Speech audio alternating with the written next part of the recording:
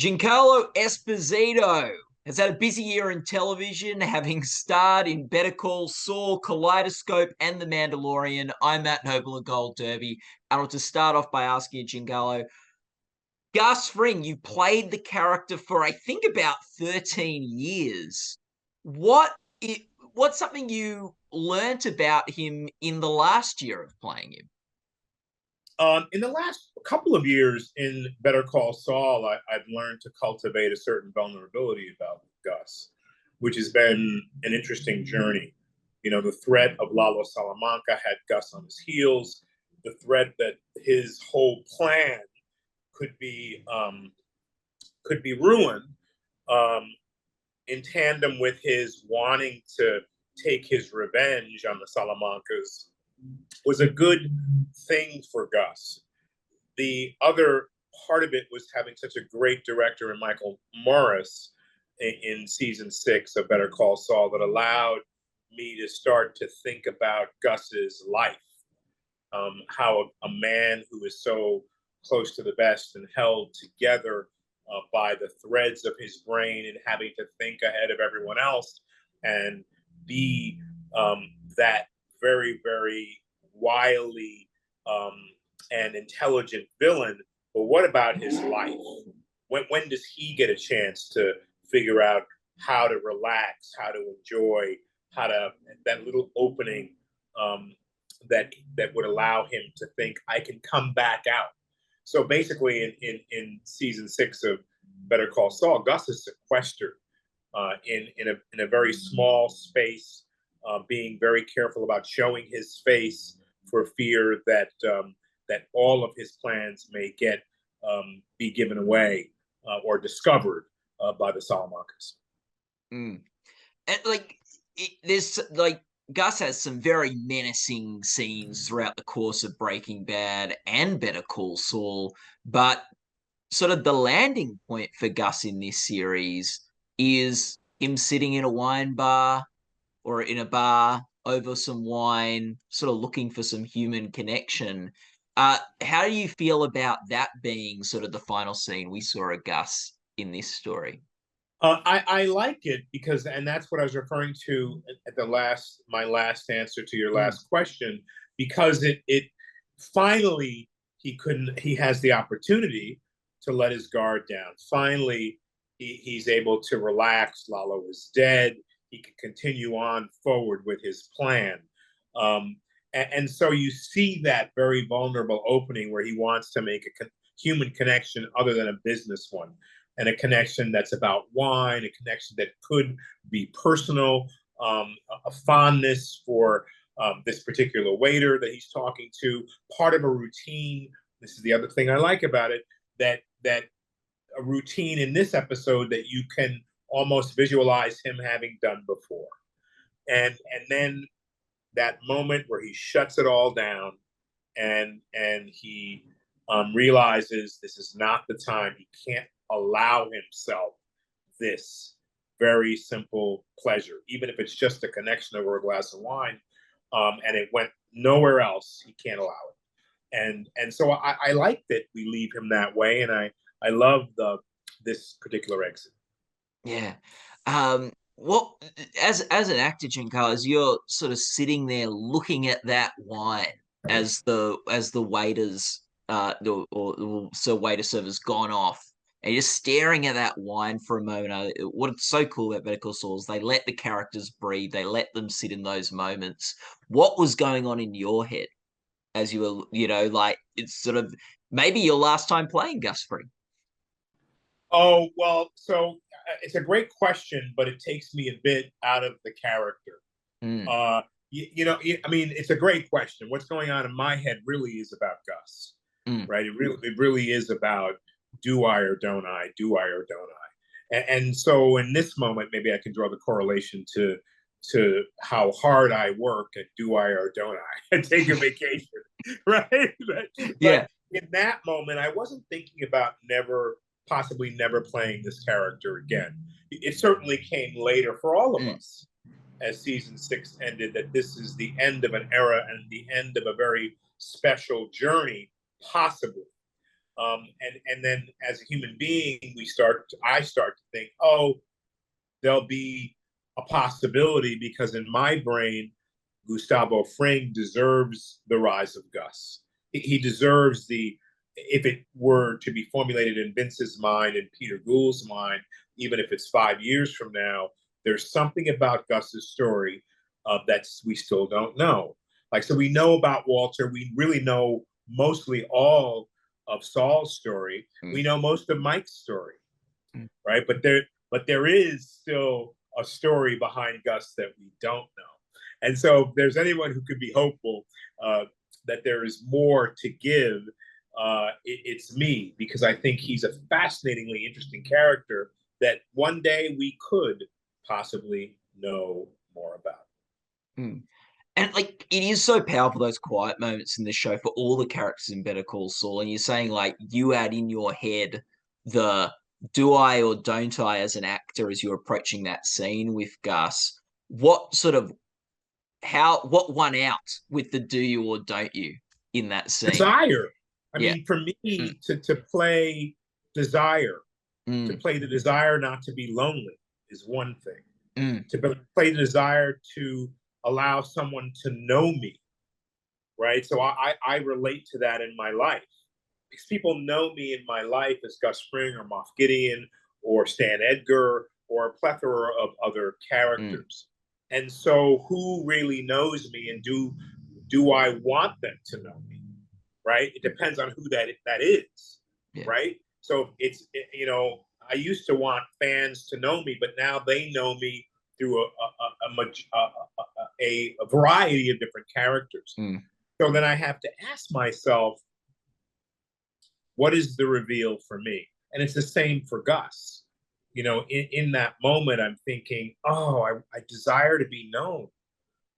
For me, I know I desire to be loved. I desire to be admired.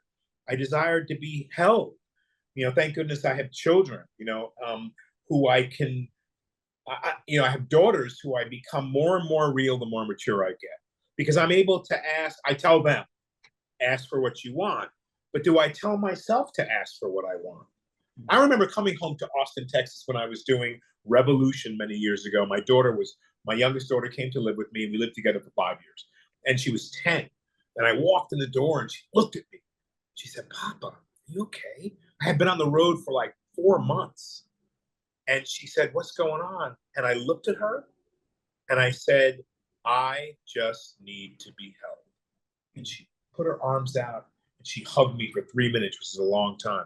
So when do we ask for what we want? When do we, and you can say, I don't have this, I don't have that. We do it in our lives. But when do we ask for it? Like, if you realize, did you ask for that?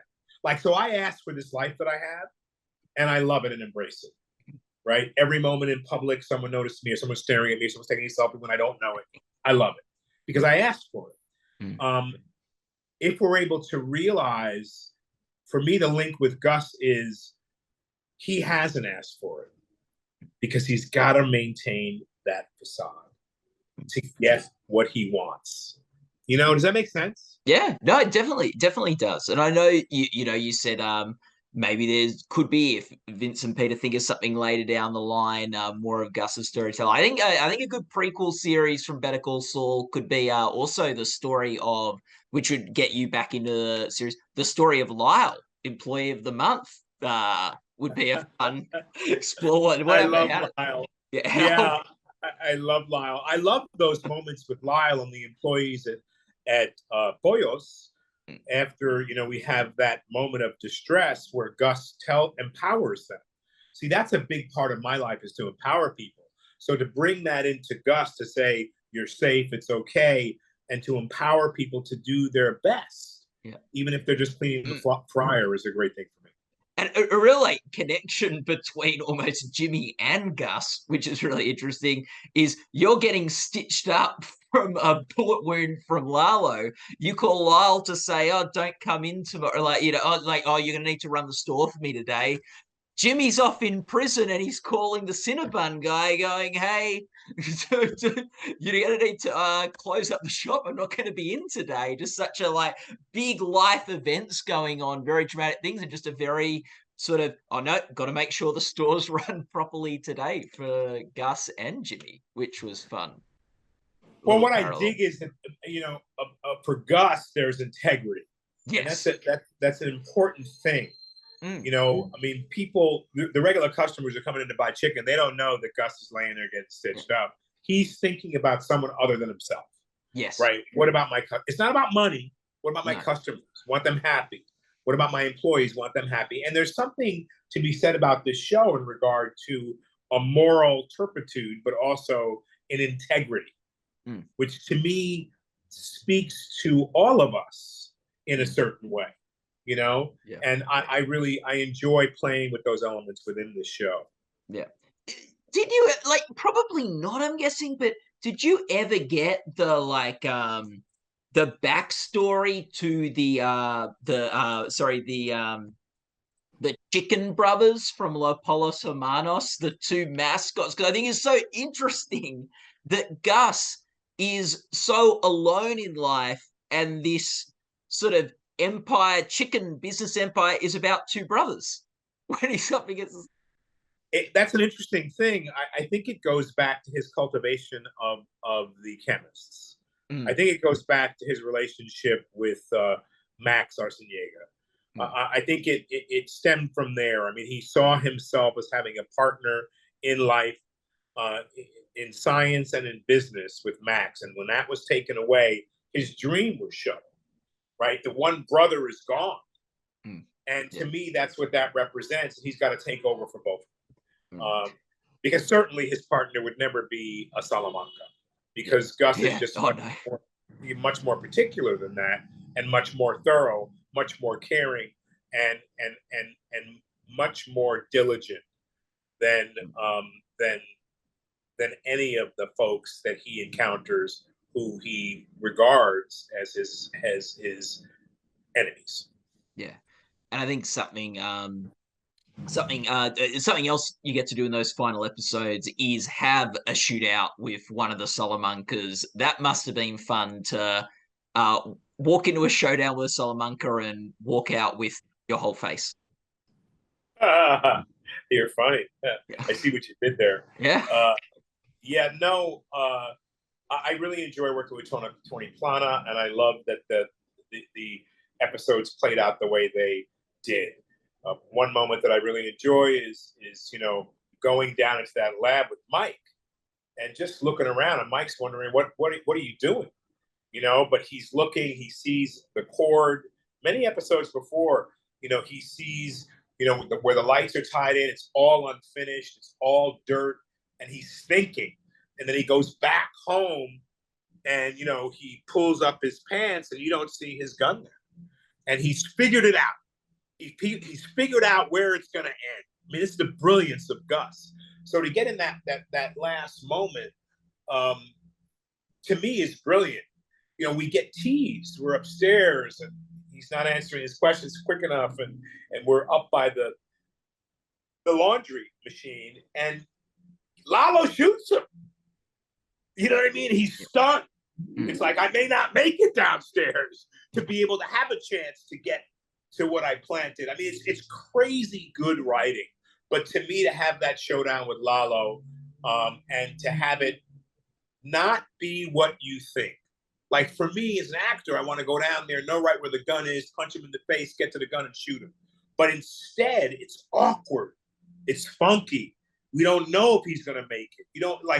It's all kind of a big mistake. You could go any way possible. And then the lights are out, and Gus is like, bam, bam, bam, bam, bam, bam, bam, bam.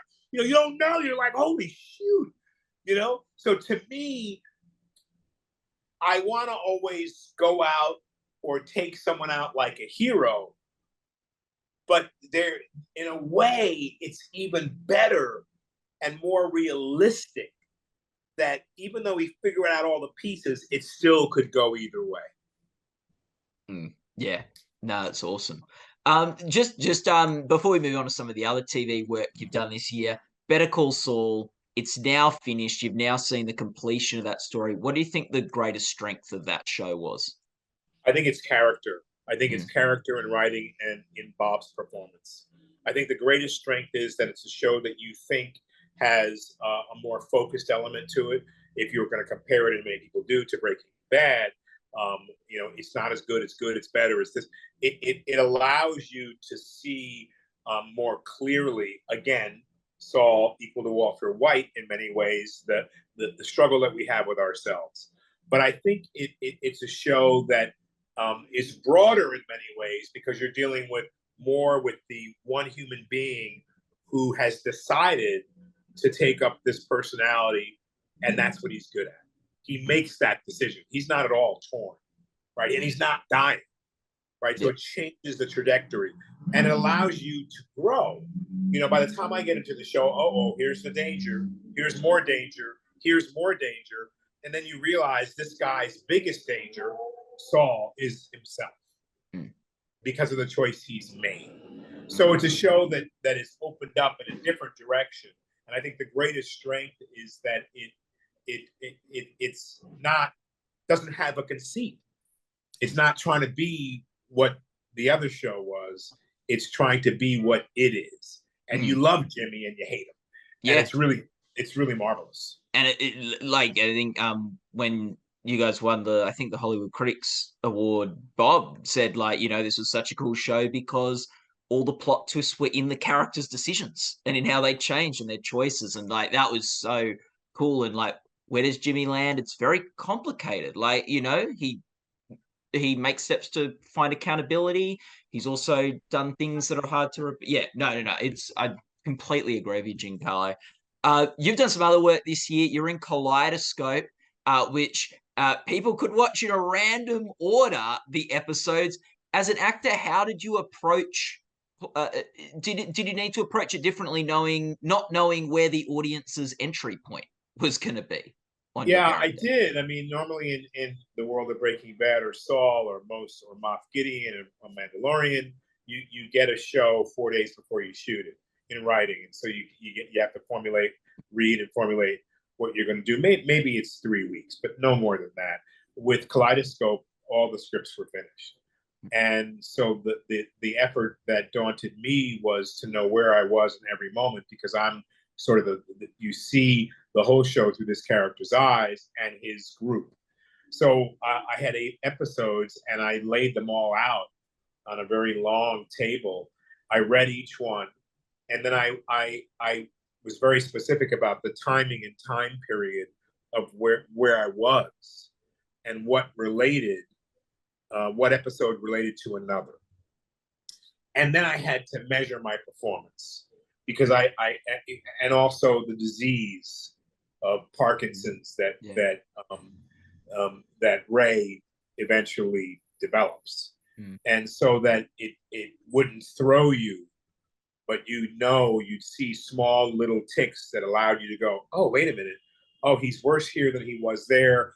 And so you can't, although I can't think for the audience, it took a more, how do I say it? I had to take a global look at all the scripts and then forget them. So keeping all those elements in my consciousness and then forget them and focus on what I'm doing right now, and then marking where the connections were. And for me, that's the kind of work that I love to do as an actor who is as specific as I am, right? To me, that's so very important. I mean, down to having that pen knife and him whittling and being a carver. And then we're all the way in episodes later at that country cabin, and he's tied up, and no one had figured this out. How is he going to get out of this? Yeah. And, I realized, wait a minute, this guy's got that knife and I got to use it and shake and shake and shake and try to cut. So all the elements that came together that were from great writing, and then me having to clock much of what I was doing all at once. And in The Mandalorian, you've played Moff Gideon for 3 seasons now. And Gus is villainous for sure, but sometimes he's going up against people who are even more villainous. So there's a bit of interesting layers there. With Moff Gideon, he's up against the heroes nearly all of the time. He is the sort of villain and the big villain. what is it like coming into a Star Wars show and just being the villain who, like, you have this great line in the third season, Mandalore will live on in me, and sort of this, like, how's that like playing a Star Wars villain? Oh, I really love it. I feel like the anti-hero is just the fallen hero. And so we use the word villain because we want to hate that person. Season 4 of Breaking Bad, somewhere you started to come over to Gus's side and hope that maybe he would win. I don't know if that's the trajectory that could happen ever in a Star Wars show, because we have to look at this guy and go, he is a badass, but he is just the nasty. We want to see him get his comeuppance. So it's different in regard to that, but fun to play someone and figure out the puzzle pieces that allow him to think he can lead better than what's been there. And Mandalorian is the perfect example of that. The galaxy's crumbling. I believe that people want to be told. They need to be led. And so it's a great space to be in, to expand my ego and that ego of Moff Gideon, to go, I have great ideas. And as you said, Mandalore will live on, in me. And because he's a contributor and feels like the world's going to be better. And no matter what he's got to do to force that down your throat, he's going to do it. And so I love this villain. He's one of the very, very special characters I've played, because he seems to know everything and hear everything and have all the information he needs, and no one knows how. And he's also playing a bit of a chess match with the rest of the council. And he's really full of himself and believes that look, we either really believe in ourselves or we don't. And I walk on that set with my cape, and this year with this incredible armor, and I bought it. I believe. I believe I'm the best thinker, the best fighter. I believe I'm the best mathematician. I believe I have the biggest vision. And so it serves my ego to play Moff Gideon, and in a way it heals it in a certain way, because where else would you get a chance to exemplify this kind of darkness, that I believe all of us are partly light and partly dark, and I get a chance to be dark, and I get a chance to be scientific, and I get a chance to be forward thinking. Man, it is the best world to live in, and I'm very thankful to be a part of it. Awesome. Well, Giancarlo, thanks so much for talking to us today. You have been nominated for the Emmys in the past for Gus and Moff, so maybe you can do it this year for both. Congratulations on all your work in TV. And people watching this interview can go to goldderby.com to follow the Emmy Awards. It's always so great to chat. Thanks so much. I really appreciate it. Matt, it's always a pleasure. You come up with great questions. You have a great audience. Gold Derby is one of my favorites, so I made it a priority to get to you. Thanks for your love and support, not only from you, but from your audience as well. Cheers, brother. Cheers. Cheers, have a good one.